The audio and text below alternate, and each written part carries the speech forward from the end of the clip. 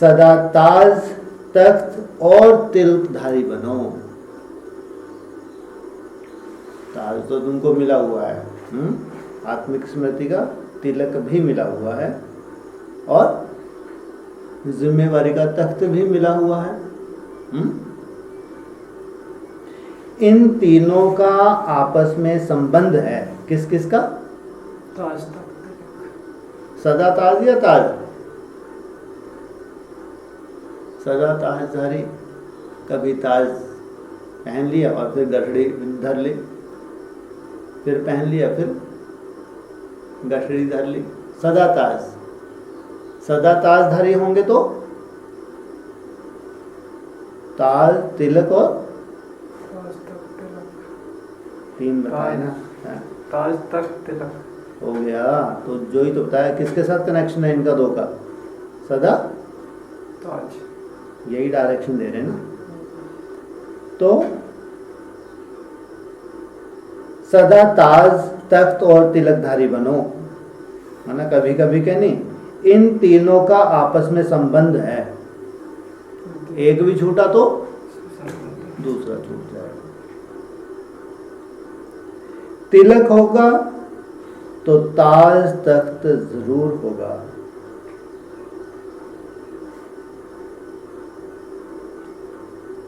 क्या होगा? तिलक होगा। लगा रहता है। कितने घंटे लगता है तिलक लगना में? दिखता है तिलक? दिखता है तिलक? तिलक दिखता है? नहीं। तो फिर तिलक कैसे लगा के रखें सदा? आत्मिक स्मृति में रहेंगे तो तिलक लगा होगा। कैसे रहेंगे? प्रैक्टिस से, 24 घंटे प्रैक्टिस। और हाँ?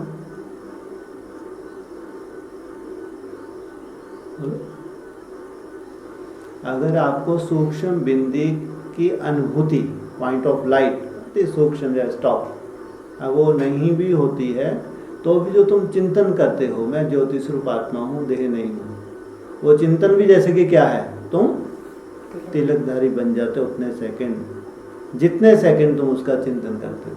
हाँ, उसकी तुमको जो तीसरा नेत्र तुम्हारा इतना एकाग्र हो गया मान लो, हाँ, तो उसको जब इमर्ज करते हो वो सूक्ष्म बिंदी इमर्ज हो जाती है, उसमें तुम टिक जाते हो। जैसे बॉडी है वैसे वो तुम्हारी बॉडी बन गई, बिंदी क्या बन गई तुम्हारी?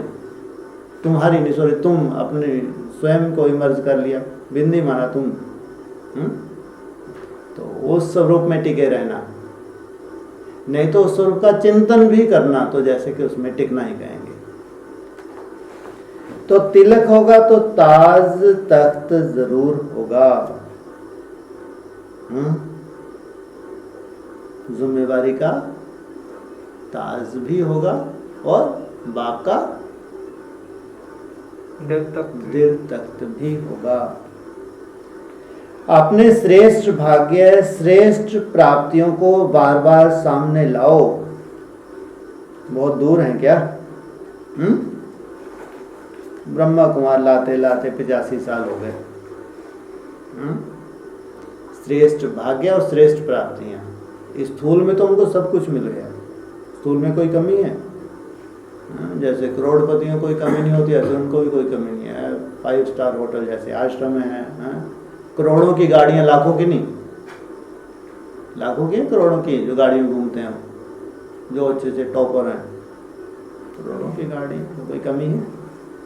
हाँ, लेकिन हालत है उनकी अंदर से, तो क्या कहेंगे, पा लिया या खो दिया? हाँ? और जिनको मानो जिन्होंने अवस्था बना ली, तो उनको भी कोई कमी है क्या? हाँ? उनको क्या लात मार के जंगल में धकेल दिया बाप ने, जाओ तुम जंगल में जाओ, अपना बाप ही सैंपल है, आएगा नहीं आएगा? हाँ, कोई कमी होगी, कुछ चाहिए उसको। लेकिन वो अवस्था अगर बना ली तो प्रकृति भी तुम्हारी दासी बनती है और माया भी तुम्हारी दासी बनती है। माया भी जितने भी साधन है, जो भी सुविधाएं हैं, क्या बोला, संसार को सब साधन जो केवल अरबपति यूज करते हैं, हर कोई नहीं उनको यूज कर सकता। क्या बोला मुरली? बोला नहीं बोला? कुछ सुना नहीं सुना? क्या सुना? क्या सुना? साइंस के सब साधन सब लोग यूज कर लेते हैं क्या? हाँ, नहीं कर सकते। माना जैसे टाटा है, बिरला है, अंबानी है, ये जो साधन यूज करते हैं तुम सोच भी नहीं सकते। हाँ, यूज करने की बात तो दूर, तुम सोच भी नहीं सकते। वो सब साधन किन के लिए बोला यूज करते हैं? मुरली में आया नहीं आया? कुछ नहीं आया? हाँ, क्या बोला मुरली में? जब किया जाते सुन ही नहीं पाते।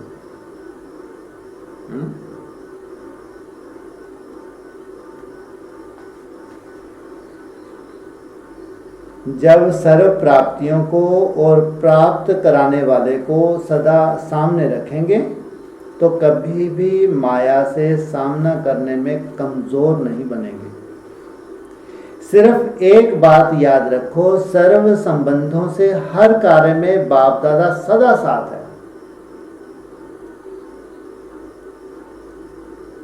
साथ छोड़ने के कारण ही यह विचित्र खेल खेलने पड़ते हैं माया के।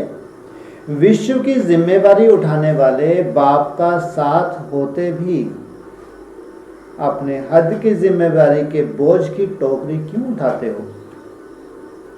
क्या विश्व का बोझ उठाने वाले आपका यह छोटा सा बोझ नहीं उठा सकते हैं क्या? हाँ, बाप है जो विश्व की जिम्मेवारी लेकर आया है, और तुम्हारा ये छोटा सा टोइया सा बोझ जो लगता है कि बहुत बड़ी जिम्मेवारी है, हाँ, अगर उसको दे दें तो नहीं उठा सकता। फिर भी पुराने संस्कार के वश बार बार बोझ भी उठाते और फिर थक कर चिल्लाते भी हैं, अब हमको छुड़ाओ। एक तरफ पकड़ते हैं, दूसरे तरफ पुकारते हैं, छोड़ो तो छूटे। क्या कहा? पेड़ को छोड़ो तो छूटे। यह एक सेकंड की हिम्मत अनेक जन्मों के लिए अनेक प्रकार के बोझ से छुड़ा देगी। कितनी देर की हिम्मत बताया है? बहुत अच्छा लग रहा पॉइंट ने। हाँ, जो ही तो फैसला नहीं हो पा रहा। बात एक सेकंड की है, इस पार या उस पार, और नुकसान कितना है? अरे जन्म जन्म से किसने देखा? ये तो भविष्य तो अब देखेंगे नहीं देखेंगे। हाँ,